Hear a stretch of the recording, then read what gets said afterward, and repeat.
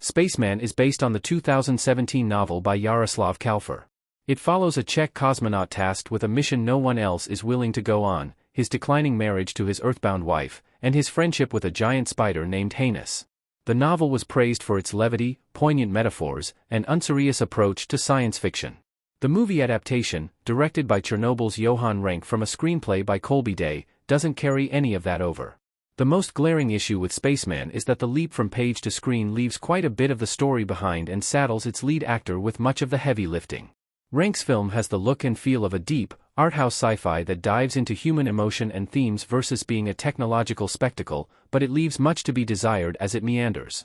The film looks great, but there is so much Sandler is left to convey that the script and directing do not help with. Adam Sandler once again proves his skills as a dramatic actor. Like many comics before and after him, Sandler has had to prove his skills outside of comedy. Time and time again, audiences and critics alike walk away from these few dramatic shifts with a mixture of awe and shock.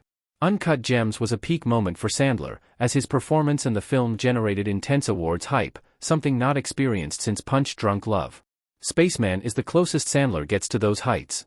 The actor is considerably subdued here, offering a quiet, reflective performance that starkly contrasts his bravado and chaotic energy in Uncut Gems.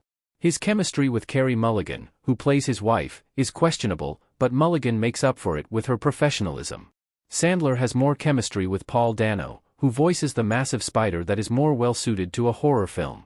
It is no secret that Sandler is very adept at comedy, and while Spaceman is not meant to be a laugh-out-loud romp, there is a subtle comedic undertone bolstered by the absurdity that Sandler effectively plays into. There is just a lot for him to tackle, and so much of his performance feels unsupported. The narrative ideas and themes are obvious, but there is a lack of consistency and true depth. Without Adam Sandler, there's little left of Spaceman to enjoy.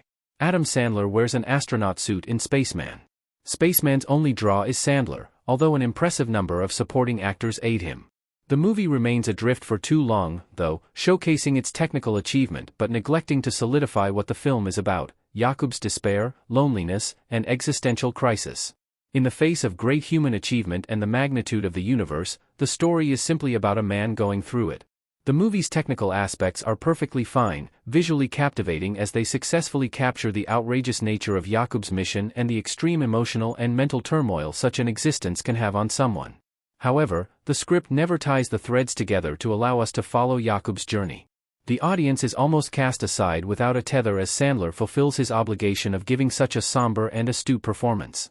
Spaceman has its flaws, but it may find an audience. Adam Sandler faces the creature in Spaceman. Having Spaceman premiere at the Berlin Film Festival was an attempt to sell the film as prestige cinema, and while it has the look and feel of a thoughtful, art-house sci-fi, it just doesn't nail the execution.